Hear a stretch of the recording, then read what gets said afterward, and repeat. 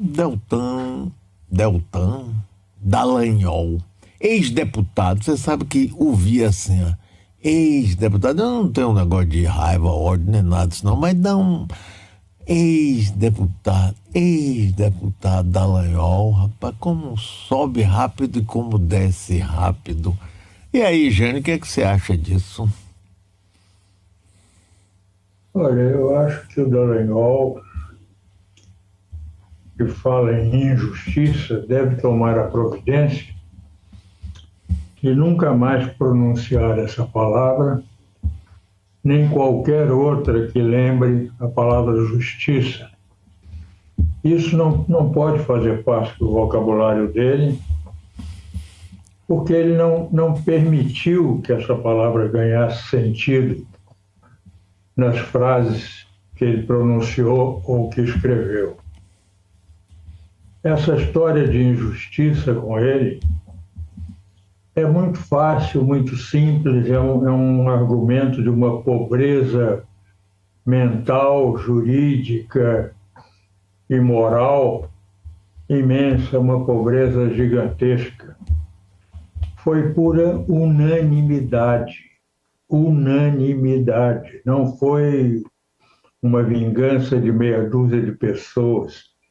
Não estavam ali no Tribunal Superior Eleitoral a julgá-lo pessoas que tivessem sido atingidas por ele, pelo Moro, por qualquer ato ou intenção da Lava Jato. Eram pessoas independentes dela, deles dois e dos demais integrantes da Lava Jato. Portanto, julgaram como juízes, o que deve ser louvado, porque às vezes é criticado, e ficou demonstrado que foi assim pela unanimidade, 7-0. Então não há o que discutir, e o Dallagnol que use dos recursos que quiser, dos recursos judiciais que quiser, para colher mais uma, mais duas, mais três derrotas, porque é isso que vai acontecer. Bem, Mário, Diga, Bob. o Dallagnol, só para situar especificamente, ele perde o mandato porque ele tinha procedimentos contra ele no Ministério Público Administrativo sendo julgados, e ele renuncia, pede exoneração como procurador, e depois alega que o fez porque seria candidato a deputado, mas na verdade ele fez muito tempo antes do prazo de descompatibilização, que era abril de 2018, então que caracterizou-se ali, segundo o entendimento dos juízes no TSE, é uma fuga ao julgamento devido, né?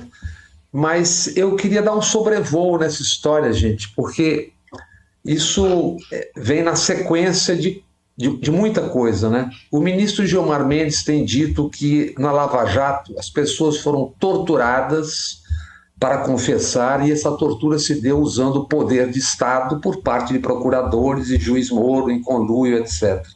Ele se refere certamente a Lava Jato, sem nominar especificamente, com pervertidos, fascistas, etc, etc. Bem, a primeira coisa é dizer que, ao menos em parte, ao menos no seu território, e ele pergunta, né? Gilmar Mendes pergunta, como chegamos a isso? O Gilmar Mendes conhece parte da resposta de como se chegou a isso, pelo menos no que diz respeito ao seu território, né? Voltando, chamado mensalão do PT tinha 40 réus, e desses 40, só 4 tinham foro privilegiado a princípio, que eram deputados, e um quinto que tinha sido ministro e tinha renunciado ao mandato, que era o Zé Dirceu. Bem, os 40 foram julgados, 35 condenados, e o Supremo se utilizou de um caminho jurídico, uma vereda, chamada conexão entre os fatos. O lindo no direito é que você sempre tem um caminho, se você pode e quer, você sempre haverá um caminho para chegar lá, né? Só que 14 anos antes desse julgamento, que se deu em 2012 e terminou a 3 dias da eleição de prefeitos, com o país inteiro por 3 meses assistindo na televisão, 14 anos antes é que nasce o tal do mensalão, em Minas, com o mensalão tucano. Só que todos terminariam do mensalão tucano sendo julgados na primeira instância, como se deveria fazer, e não no Supremo Tribunal, porque não tinham foro privilegiado. O Renato Azevedo, ex-governador, quando foi condenado, foi 20 anos depois que se deu a condenação dele, 8 anos depois, 6 anos depois da condenação dos petistas, ele ficou 1 ano preso, sala de comando do quartel da PM, e solto quando o Supremo mudou seu entendimento sobre julgamento na segunda instância. Aquele julgamento, vocês devem se lembrar, se deu, a condenação de Zé Dirceu e outros, se deu baseados na teoria do domínio do fato do jurista alemão Klaus Roxin. O brasileiro Luiz Greco, que é hoje professor titular na Universidade de Berlim, é um discípulo do Roxin e foi chamado à Alemanha pelo próprio Roxin e lá permaneceu.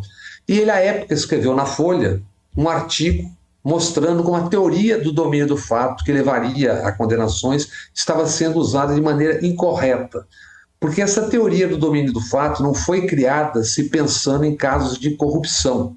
E também não foi pensada para casos de omissão e nem serve, como serviu, para punir alguém que, teoricamente, pelo cargo que ocupa, deveria saber do que estava se passando. A teoria é criada, na verdade, para diferenciar autor de partícipe, autoria de quem é apenas ou tão somente participante. Segundo um uso geral, mandrake da teoria, um uso bombril, por exemplo, ou um uso Coronel Cid, o Deltan Dallagnol e o Moro já deveriam ter sido condenados há muito tempo. Se você pode se usar a teoria para aplicar para qualquer coisa, assim, deveria ter sido já há muito tempo.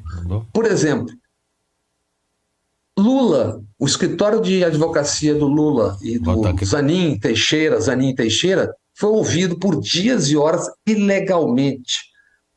Aquela conversa entre Dilma e Lula, célebre conversa, gravada, interceptada e além 1h15, além do prazo determinado pelo próprio Moro, para que serviu aquilo?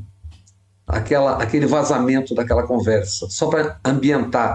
Aquilo serviu para atiçar o frenesi antipetista, anti-Dilma e pró-impeachment, exatamente 3 dias depois daquelas grandes manifestações Brasil afora e na 13 de março, e na Paulista com 300 mil pessoas.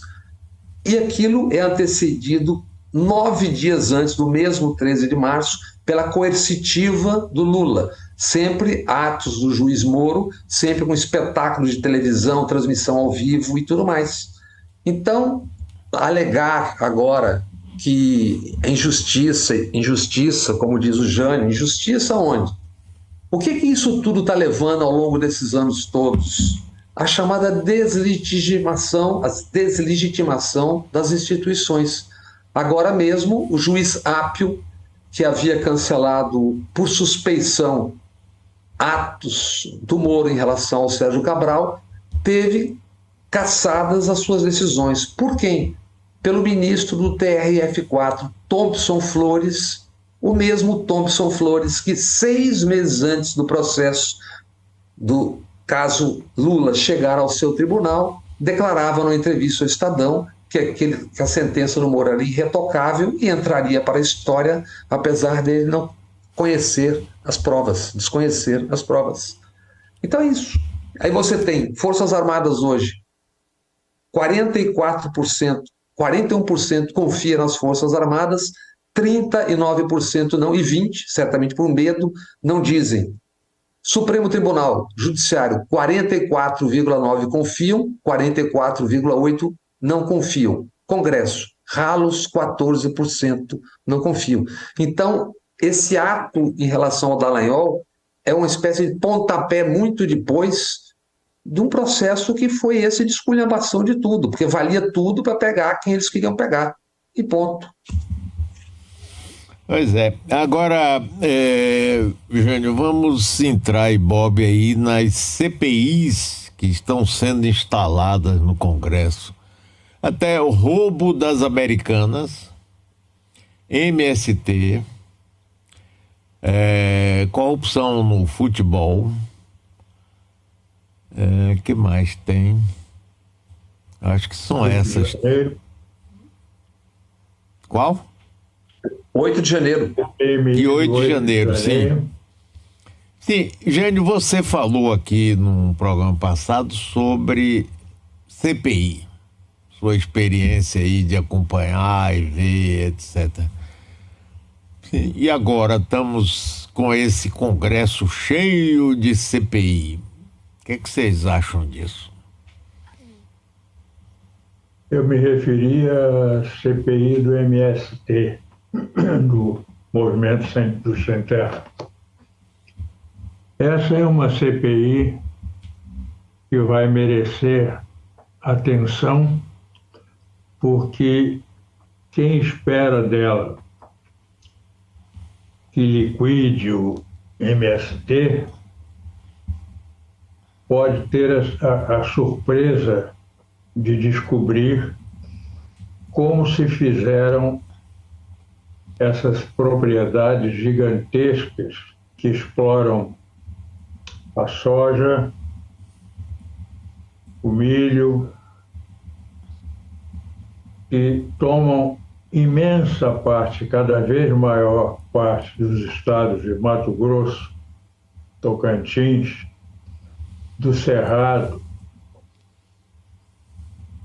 Essas propriedades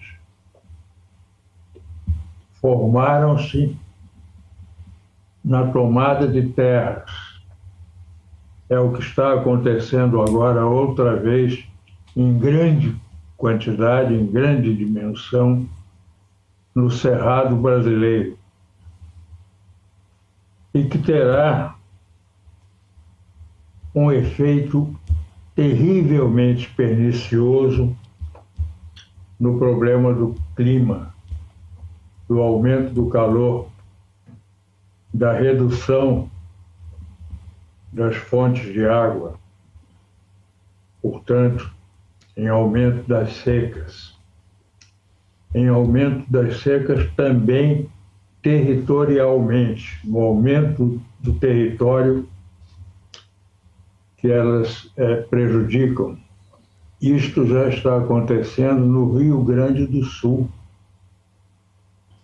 e vai aumentar com o desmatamento, a infernização do Cerrado, que é uma área de grande calor, dada a sua vegetação rarefeita, e sem até mesmo essa vegetação rarefeita, o calor no Cerrado será terrivelmente alto e espraiado, o que não ficará concentrado sobre o Cerrado. Ele vai entrar por Minas, vai entrar por Goiás, vai entrar pelo Mato Grosso, pela Bahia afora. Grande parte desse Cerrado está na Bahia, a maior parte dele, com alguns pontos urbanos, até famosos, por exemplo, Jequié, que foi motivo de uma música que se tornou folclórica, do sertão de Jequié. Era uma graça de música. O MST tem que responder e responderá como puder pelas invasões que ele faz, a razão pela qual faz invasões, que é muito claramente pela falta da reforma agrária, que no governo Bolsonaro não recebeu, como ele afirmou que não faria, não recebeu sequer 1 centímetro de avanço, zero de ajuda, para os agricultores já implantados. O MST vai responder pelas escolhas que faz para essas invasões, pelos métodos, pela sua tática, mas nada disso será surpresa. Isso é uma realidade, isso vem de uma realidade que está diante dos olhos de todos os brasileiros que veem televisão, que olham jornal, que olhavam revistas, que conhecem alguma coisa do cinema brasileiro interiorano na sua temática, mas vão se surpreender, sim, se forem levantadas as razões pelas quais, e ainda hoje ocorrem, se formaram essas grandes, essas imensas propriedades de tamanho de municípios dos produtores de cereais e exportadores de cereais. Daí vem grande parte da exportação brasileira. O que eles usam para justificar-se e para proteger-se de qualquer interesse investigativo, seja científico ou político, ou meramente técnico. Mas essa exportação não justifica, muito menos explica, a maneira como essas terras, grande parte dessas terras, veio a ser conquistada por essas propriedades. Hoje de manhã, eu entrevistei o deputado federal aqui da Bahia, PT Bahia, Valmir Assunção. Na semana passada, quando o Lula esteve aqui e participou de manhã de uma plenária do PPA, o ministro Rui Costa impediu que o MST participasse. No dia, o deputado protestou, e hoje eu conversei com ele realmente confirmou e disse que a justificativa de Rui teria sido no sentido de proteger o presidente para evitar uma associação, alguma coisa mais ou menos assim, muito estranha, como se Lula não fosse desde sempre associado aos movimentos sociais, inclusive MST. Agora, um parêntese aqui extremamente importante, me perdoem. Hoje é o aniversário de nosso companheiro Bob Fernandes, que aí está. Parabéns, grande Bob. Parabéns. Um grande abraço. Os melhores votos. E que isso tudo que você fez até agora tenha o mais pleno reconhecimento e merecido reconhecimento ao longo dos 40, 50 anos que você tem pela frente. Vindo de vocês, muito obrigado. 40, 50 que se somarão aos meus atuais 48. Menino, rapaz, não fale isso, que isso aí você tá sacaneando o Jânio e a mim, rapaz. Que é isso? Quem dera. Que coisa, rapaz. Quem dera. Meus queridos, obrigado a todos. Começo lembrando, a propósito do oeste da Bahia, Jânio, que exatamente no Cerrado, no oeste da Bahia, a Procuradoria-Geral do Estado da Bahia condenou por invasão de 11 mil hectares, 19 grupos do agro, um local onde famílias vivem há 200 anos, a propósito disso. E acho que foi inútil esse ato que você cita, Mário, em relação à proibição do MST, porque no nível de uma CPI, isso terá que ser enfrentado. Assim como, por exemplo, o ministro Dino tem enfrentado e despido aqueles personagens, isso vai ter que ser dito. E por quê? Porque o comando da CPI, Jane, a princípio parece uma coisa de escárnio, profundo escárnio. O relator da CPI vem a ser o senhor Ricardo Salles, que é um dos indutores intelectuais da ocupação criminosa da Amazônia, do genocídio, o autor da famosa frase passar a boiada, etc. e tal. E mais, ele é investigado por mega contrabando, denunciado que foi pelo então funcionário, delegado então da Polícia Federal Saraiva, também agora deputado federal, mega contrabando de madeira numa quantidade que significa exatamente a distância, toras, uma atrás da outra, exatamente a distância entre São Paulo e Rio de Janeiro. Esse cidadão ser o relator de uma CPI de questão de terra é a barbárie. E temos também o senhor Kim Kataguiri, que, aliás, poderia explicar qual é a origem do MBL, quem ajudava, qual é a relação. Aliás, uma boa CPI seria uma CPI sobre a relação entre os institutos liberais do Brasil e a política. Então, esse combate, Jânio, vai ter que se dar, mas precisa ver a composição exatamente que vai ser do todo dessa CPI, que a cabeça todo é da extrema-direita e do agro radical.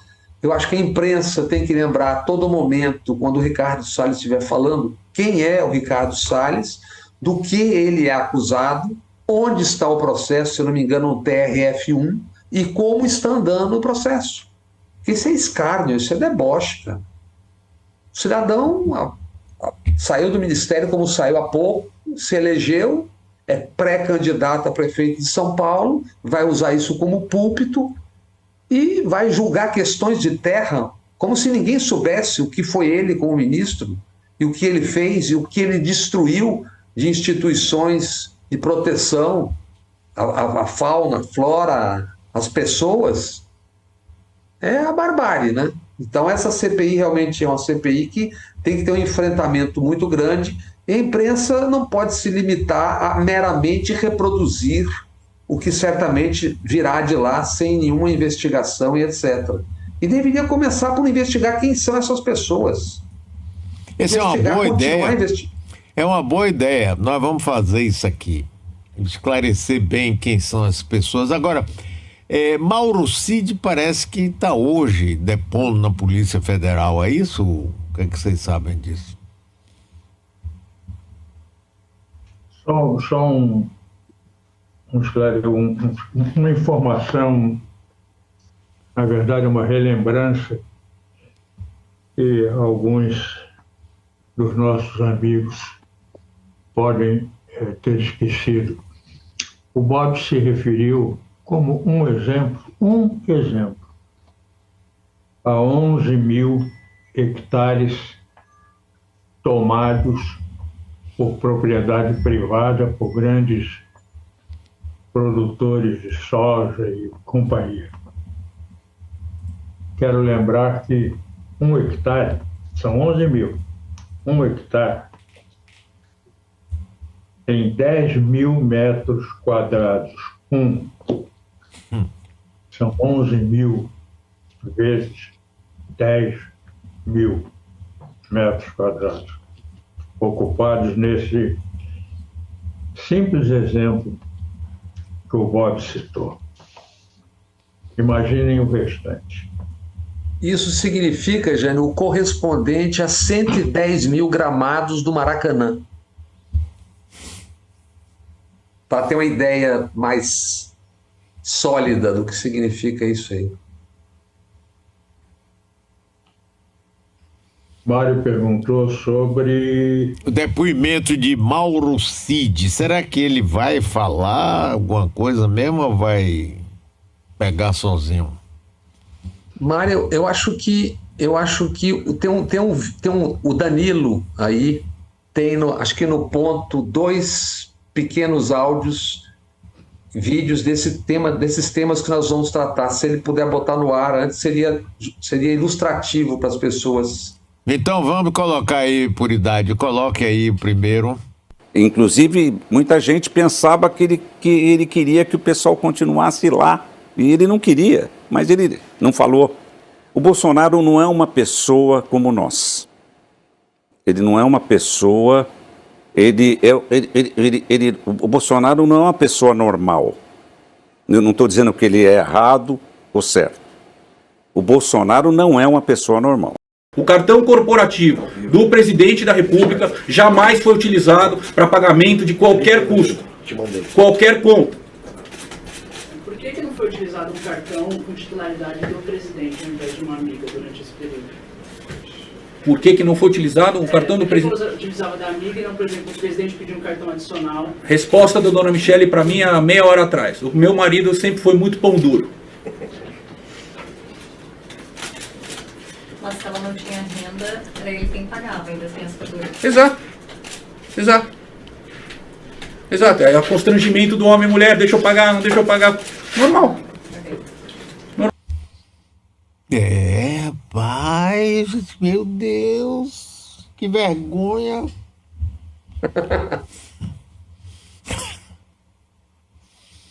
Isso é um escárnio, né? Isso é um escárnio. A falta de estar à vontade do Valdemar. Imagine, isso é um craque, né? O cara que já foi, renunciou, foi preso, saiu, voltou, e ele não se sentiu à vontade. Está num constrangimento ali brutal. Ele não é uma pessoa normal. Bem, ninguém há de discordar. Da mesma forma, ninguém discordará do Valdemar quando ele diz: eu também tiro dinheiro vivo e pago contas com o dinheiro vivo. Ninguém irá discordar disso, dessa palavra dita pelo Valdemar. É inacreditável. E aí, Jair? Ele poderia dizer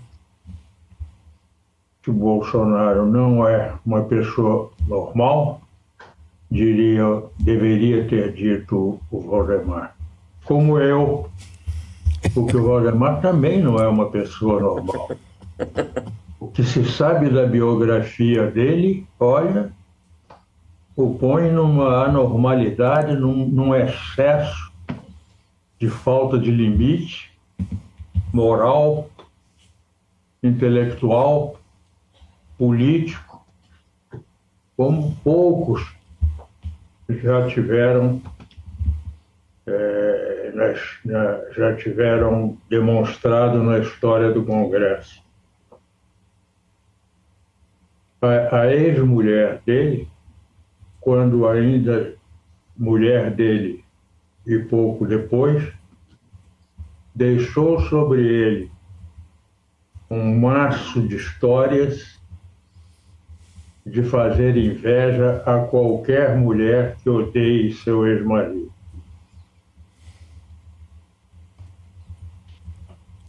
E essa questão, para quem eventualmente não esteja acompanhando exatamente de perto, né? O tenente-coronel Cid é o faz-tudo fardado dos Bolsonaro, assim como o Queiroz era o faz-tudo civil, que já tinha sido PM, mas era civil nos Bolsonaro. O que a Polícia Federal investiga são depósitos em dinheiro vivo para Michele e ou suas assessoras. Pelo menos 7 comprovantes de depósito em dinheiro vivo. Como em dinheiro vivo, aliás, ou em parte ou no todo, foram as compras de 51 imóveis por parte da família Bolsonaro e filhos, né? É encontrado, por exemplo, um depósito direto do coronel Cid para a Michele. O que a Polícia Federal diz sobre isso? Vou ler aqui. Aspas. As transações descritas e solicitadas, volume mais ou menos 600 e poucos mil reais. As transações descritas e solicitadas nesse grupo de mensagens indicam desvio de dinheiro público para atender despesas da presidência particulares, presidência da República. Claro que isso tem que ser apurado, etc, etc. Mas, diante disso, aquele Vanguard tem esse secom, que se porta mais uma vez como comediante. Dizer que isso era feito assim porque meu marido era pão duro. É o deboche. Isso é um deboche total. E a isso, gente, soma-se o mesmo Cid envolvido até a tampa no caso das joias. Esse cidadão, se resolver abrir a boca, coisa que eu duvido, porque aí ele, na verdade, cumpre uma missão militar ali, né? Se resolver abrir a boca, vai ser um desmantelo, né? Essa questão aí, essa coisa do dinheiro, do uso de dinheiro aí, pessoal, particular, público e tal, se for esmiuçada, vai inevitavelmente dar em uso de dinheiro público, porque não haveria nenhuma razão particular, pessoal, para essa operação estranhíssima da Michelle usar um cartão de crédito de uma amiga. Está encobrindo o quê? Escondendo o quê? Indo recolher para cobertura desse cartão de crédito dinheiro de onde? Por que esconder aqui e tornar evidente a existência de algum dinheiro de origem obscura para cobrir essa despesa do cartão alheio? Porque é claro que essa amiga dela não pagava as contas para ela, né? Pelo cartão cobria o pagamento, mas é evidente que recebia, porque não teria nenhuma razão para estar financiando, patrocinando gastos da Michelle. Nessa estranhíssima operação, que não é a única nesse jogo de dinheiro, não tenho, eu pessoalmente, embora sem uma informação que comprove, que afirme a existência de ilegalidade nessa história, mas pessoalmente eu não encontro nenhuma razão, nenhuma possibilidade de razão para que não seja o encobrimento, que isso tudo não seja o encobrimento do uso de dinheiro público. Os cartões e as despesas da Presidência da República feitas por Bolsonaro são extraordinariamente inexplicáveis. Não há como entender que em poucos dias, numa base da Marinha ou não sei aonde, ele gastasse 4 milhões. Não faz sentido, nada disso faz sentido. Os cartões da Previdência não fazem sentido, ou por muito, ou por pouco. As passeatas lá de motocicleta, aquela bobajada, aquilo comeu muito dinheiro, aquilo custou dinheiro, não foi... Aquele pessoal não estava todo eles financiando. A organização daquilo não foi feita de graça para o Bolsonaro e para os bolsonaristas. Houve dinheiro público ali, porque o dinheiro que o Bolsonaro pôs ali não ficou provado que fosse dinheiro dele, efetivamente dele, tirado do seu ganho mensal ou do seu acúmulo de dinheiro. Essas coisas não sei se chegarão a ser investigadas, porque há tanto a investigar que acaba sendo necessária uma seleção, uma escolha de prioridade. É possível que não se chegue a investigar essas miudezas, entre aspas. Mas, do meu ponto de vista, dinheiro é dinheiro público na certa. A suspeita é do mesmo método usado desde o início da presença da família Bolsonaro na política, que são as chamadas rachadinhas, que são essas transações de dinheiro vivo, pagamentos aqui, pagamentos ali. Agora, o que eu realmente acho que é dinheiro público. Claro, o dinheiro dessas rachadinhas é dinheiro público, é salário pago com dinheiro público e depois apropriado em parte por alguém que não por acaso leva o sobrenome Bolsonaro ou algum parentesco se lhe falta o nome Bolsonaro. É um dinheiro público que faz um triângulo para chegar a mãos ilegais. E rachadinha em crime, na verdade, encobre o nome da coisa, que é peculato. É o seguinte, o funcionário do gabinete é contratado para receber X%, recebe, mas na verdade devolve 80%, 90% para um terceiro. É assim que... Agora, o que me espanta é que esse sem fim de crimes e suspeitas de crimes, etc., investigações, aonde darão? Por exemplo, as rachadinhas do Rio de Janeiro, eles tinham conseguido obstaculizar durante o governo, mas como é que está a investigação? Essa agora se soma a joias e tudo mais. Eu acho que em algum momento, assim como teve o consórcio da imprensa para cobrir o Covid, deveria ter um consórcio para decidir como acompanhar determinados casos. Um deles, o há pouco citado, o caso do senhor Ricardo Salles. Onde anda o processo de denúncia, inclusive com documentos enviados pelos Estados Unidos, de mega contrabando de madeira? Como é que esse cidadão vai ser relator de uma CPI? Isso é um escárnio, isso é um deboche. Sim, mas Bob, essa ideia assim parece interessante, um consórcio. Mas quem participaria desse consórcio? Porque você sabe, nós sabemos que a grande mídia tá se lixando para isso, são outros interesses, são outras abordagens. Às vezes eu fico achando que nós somos assim, Dom Quixote lutando contra lá os moinhos de vento, poucas pessoas. A gente não vê isso para frente. Tem tanta coisa para investigar, como o Jânio falou aí, né? Pô, são coisas escandalosíssimas, rapaz. E aí as pessoas viram, não. Eu estava vendo, inclusive, rapaz, eu fiquei alarmado.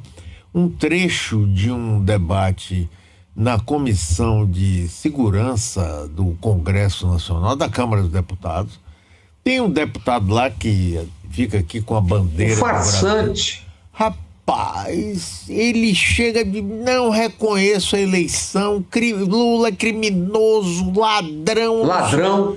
Rapaz, eu fico vendo que diabo é isso, onde é que a gente tá? Não tem decência, não tem decoro, não tem nada, é tudo na base do grito, da esculhambação.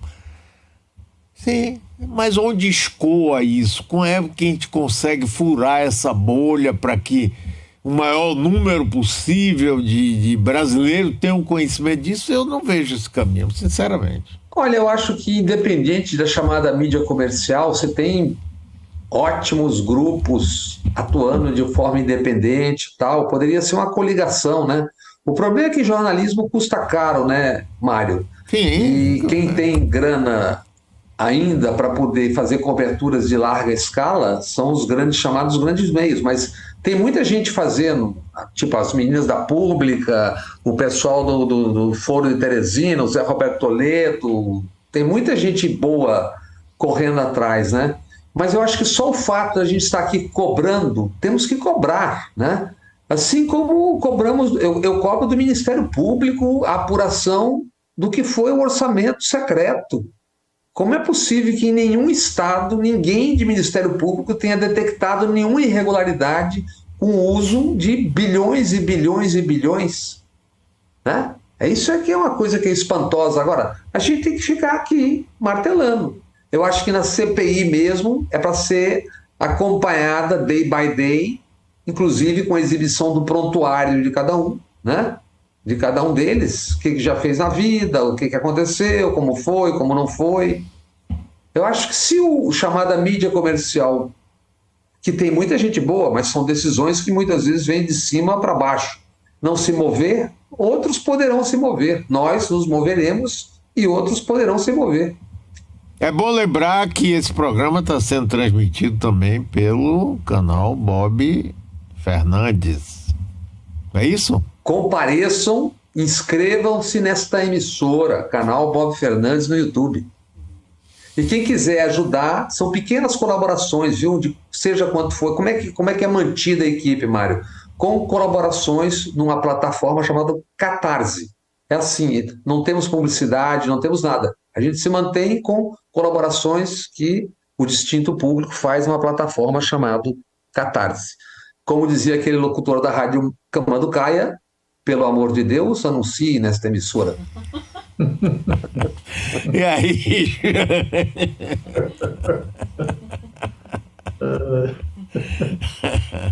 Olha, eu acho que há sinais promissores nessa questão da mídia e tal, da difusão de informações qualificadas, informações seguras, verdadeiras. Veja, o próprio canal do Bob inspira outros canais ou outras iniciativas de gênero parecido.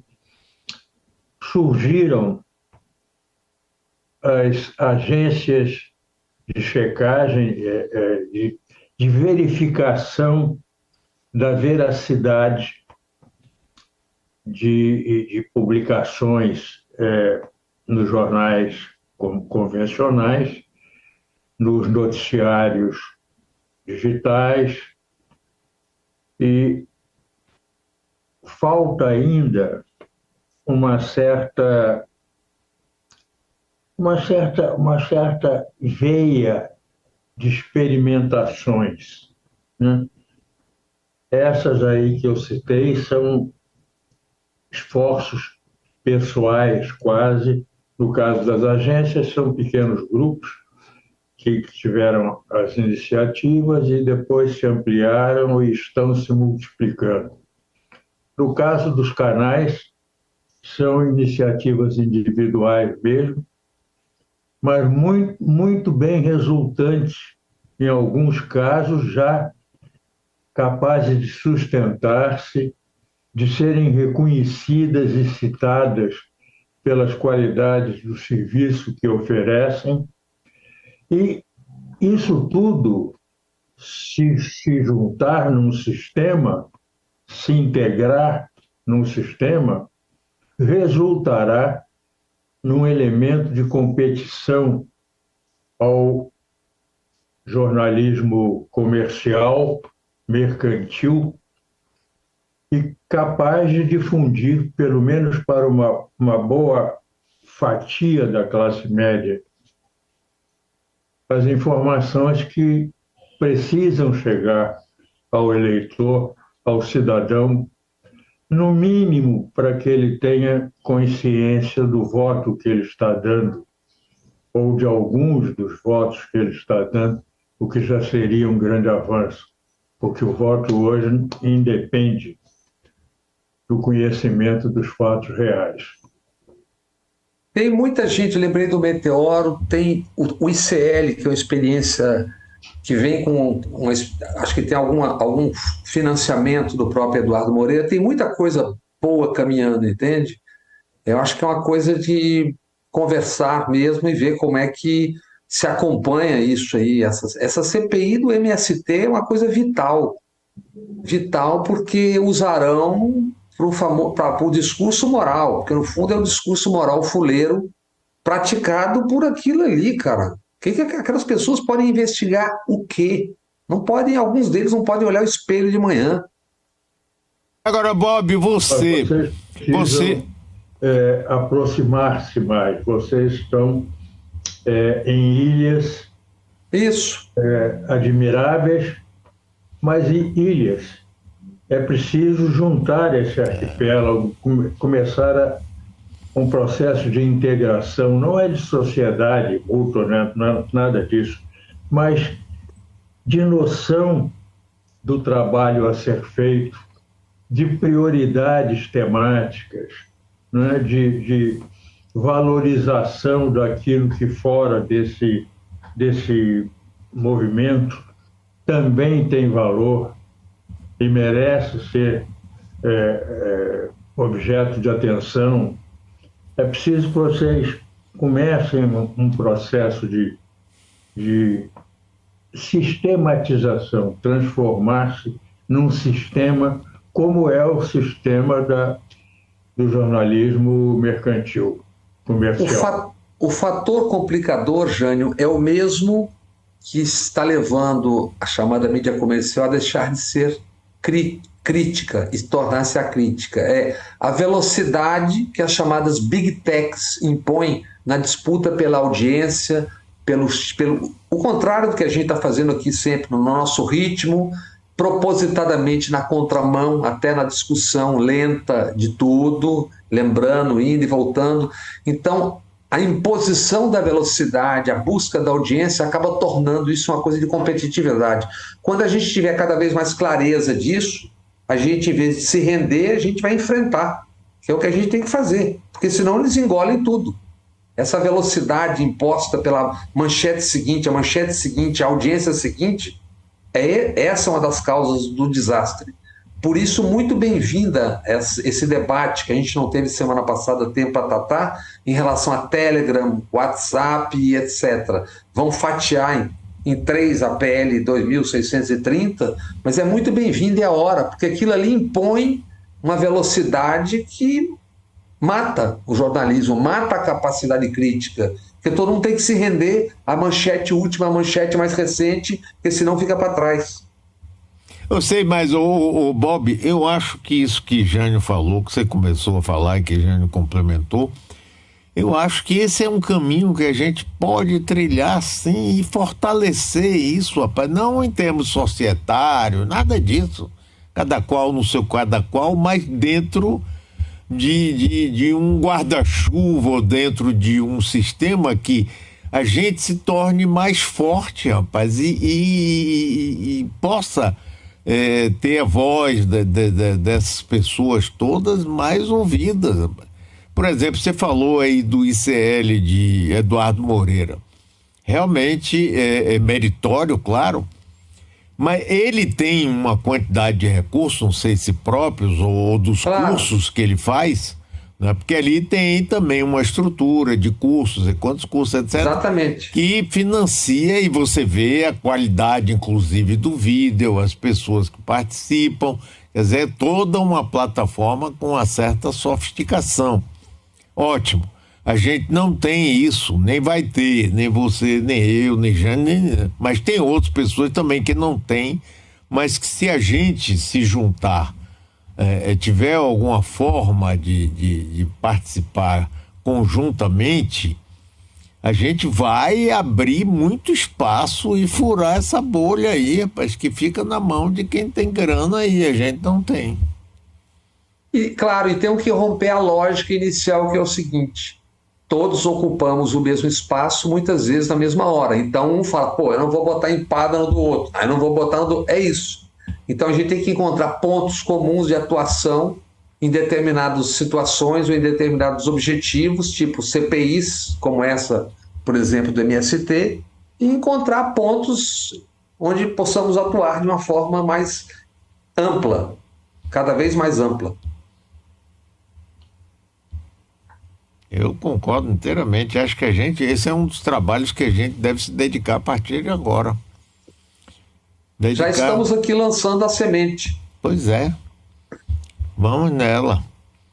Agora você, Bob, no seu Twitter, você falou de um jurista que você, inclusive, aconselhou a ele se juntar com aquela que foi deputada federal mais votada de São Paulo. Fale um pouquinho sobre isso, porque achei tão interessante, sugestão boa. Não, é porque eu vi, o jurista é o Miguel Reale, a quem eu conheci, assim, acompanhei pessoalmente muito quando morava em Brasília durante meus 9 anos, porque ele vivia sempre muito próximo ao Ulisses Guimarães, presidente da Câmara, da Constituinte, e do Mário Covas. E que eu, para minha surpresa, depois o encontro naquele episódio do impeachment com Janaína Pascoal, né? Naquele processo, na minha opinião, aquilo foi uma farsa, né? porque pedalada fiscal, tal. Então agora ele opinando sobre a saída do Dallagnol, que foi isso. Eu não tenho condições técnicas, obviamente, de me pronunciar a respeito das opiniões do Miguel Reale, que é um jurista, um advogado há muito tempo. Agora, eu lhe confesso que eu fiquei com o pé muito atrás naquele processo, porque, se eu não me engano, o PSDB pagou 45 dinheiros, não me lembro exatamente para quem ali, se foi para Janaína e tal, e achei aquilo tudo muito feio, absolutamente desnecessário, que fizessem ao menos pelo dever de fazer, se acha que tinha o dever de fazer, mas não.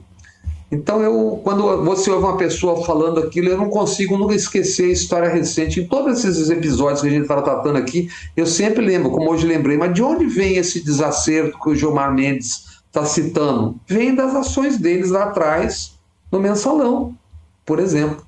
Então, quando eu ouço o Miguel Reale falando aquilo ali, eu falo, bem, por que você não se junta então com a Janaína Pascoal para defender o Dallagnol? Acho que é uma ideia, né? Eu adorei. A ideia sacana, mas ideia. Sempre. E aí, isso na sua imaginação. É. E aí, gente, o que você acha desse barabadá todo que a gente está vivendo, meu amigo? Olha, eu acho que isso tudo faz parte de um Brasil que se desconstruiu mais do que historicamente ocorria a partir do impeachment que o Bob acabou de qualificar como farsa. Foi ali que foi uma coisa tão forçada, tão elaborada,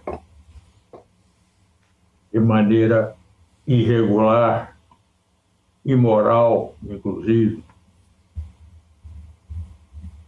que viciou o sistema, iniciou ali um vício, um hábito que se transformou num vício, que progrediu, que avançou, que levou a pessoas como Miguel Reale Júnior a jogar sua biografia pela janela e se prestar a papéis horrendos que negaram todo o seu passado, negaram passado e futuro, como estamos vendo agora.